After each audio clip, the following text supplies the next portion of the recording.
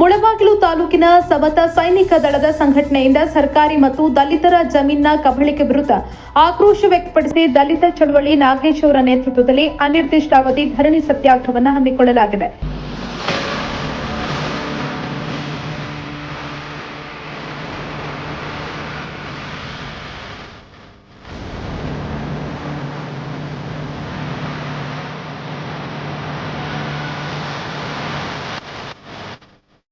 ಇನ್ನು ಇದೇ ಸಂದರ್ಭದಲ್ಲಿ ಯುವ ಘಟಕದ ಅಧ್ಯಕ್ಷರಾದ ಪವನ್ ಕಲ್ಯಾಣ್ ಅವರು ಮಾತನಾಡಿ, ಬೆಂಗಳೂರಿನ ಆರ್ಟ್ ಆಫ್ ಲಿವಿಂಗ್ ಆಶ್ರಮದ ಶ್ರೀ ರವಿಶಂಕರ್ ಗುರೂಜಿ ಅವರು ಕುತಂತ್ರದಿಂದ ತಾಲೂಕಿನಲ್ಲಿ ದಲಿತರ ಭೂಮಿಯನ್ನ ಕಬಳಿಕೆ ಮಾಡಿದ್ದಾರೆ.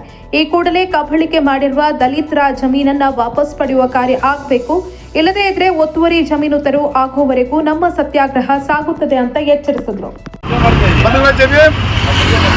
ಇವತ್ತು ಮುಳಬಾಗಿಲು ತಾಲೂಕಿಂದ ನಮ್ಮ ಯುವ ಘಟಕದ ತಾಲೂಕು ಅಧ್ಯಕ್ಷರಾಗಿರುವಂತಹ ಪವನ್ ಅವರು ಈಗಲೇ ಬಂದು ನಮ್ಮ ವೇದಿಕೆ ಸೇರಿಕೊಂಡು ನಮ್ಮ ಧರಣಿಗೆ ಪಾಲ್ಗೊಂಡಿದ್ದಾರೆ. ಅವರಿಗೆ ಹೃತ್ಪೂರ್ವಕವಾಗಿ ಅಭಿನಂದನೆಗಳನ್ನು ಹೇಳ್ತೀನಿ, ಸ್ವಾಗತವನ್ನು ಬಯಸ್ತೀನಿ.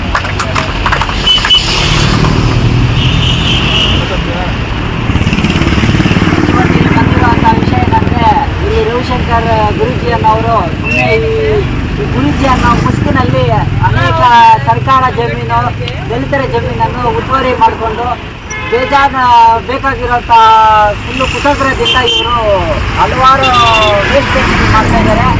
ಏನಾದರೂ ಮಾಡಿ ಸರ್ಕಾರದವ್ರಿಗೆ ಕಣ್ಣಿಗೆ ಕಾಣಿಸೋದಿಲ್ಲ. ನಮ್ಮ ದಲಿತರ ಭೂಮಿ ಎಲ್ಲ ಹಾಳಾಗಿ ಹೋಗ್ತಾ ಇದ್ರು ಇವ್ರು ಇಲ್ಲೇ ಬಿಟ್ಕೊಡ್ತಾರೆ. ಇವ್ರಿಗೆ ಕಾಮನ್ ಸೆನ್ಸ್ ಅನ್ನೋದೇ ಇಲ್ಲ ಸ್ವಲ್ಪ ಕೂಡ. ದಯಮಾಡಿ ನಮ್ಮ ದಲಿತರ ಭೂಮಿಗಳು, ನಮ್ಮ ಜಮೀನುಗಳನ್ನು ನಮಗೆ ಕೊಡಿಸ್ಬೇಕಂತೇಳಿ ಸರ್ಕಾರದಲ್ಲಿ ಮನವಿ ಮಾಡ್ತಾ ಇದ್ದೀವಿ. ಜೈ ಭೀಮ್.